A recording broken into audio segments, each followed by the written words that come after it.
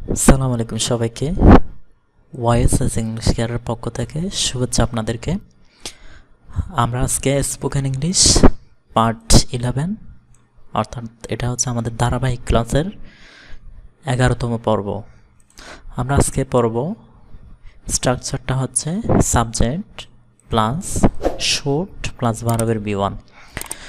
Should যখন কোনো বাক্য থাকবে তার অর্থের মধ্যে চলে আসবে উচিত, অর্থাৎ কোনো কিছু করাটা উচিত, এই টাইপের অর্থ। আমাদের থেকে যে বিষয়টা সবসময় মনে রাখতে হবে, একটি ক্লাস করেই কিন্তু আমাদের ইংলিশে কথা বলা এটা কোনোভাবে সম্ভব না।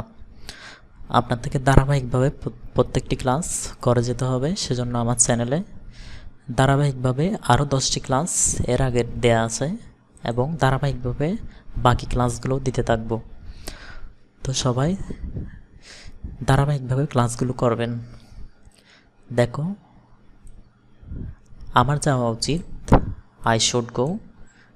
আমার লেখা উচিত, আই শুড রাইট। আমার আসা উচিত, আই শুড কাম। আমার ঘুমানো উচিত, আই শুড স্লিপ। আমার সাহায্য করা উচিত, আই শুড হেল্প। আমার এটাতে হবে আমার যুক্ত হওয়া উচিত অথবা যোগদান করা উচিত, একটু মিসিং হয়েছে, আই শুড জয়েন। তো দেখেন দ্বিতীয় বাক্যে, তোমার যাওয়া উচিত, ইউ শুড গো। তোমার লেখা উচিত, ইউ শুড রাইট। তোমার আসা উচিত, ইউ শুড কাম। তোমার ঘুমানো উচিত, ইউ শুড স্লিপ। তোমার সাহায্য করা উচিত, ইউ শুড হেল্প। তোমার যোগদান করা উচিত, ইউ শুড জয়েন। এরপর আমরা বলতে পারি তার যাওয়া উচিত, হি শুড গো। তার লেখা উচিত, হি শুড রাইট। এরপর তার আসা উচিত, হি শুড কাম। তার ঘুমানো উচিত, হি শুড স্লিপ। তার সাহায্য করা উচিত, হি শুড হেল্প।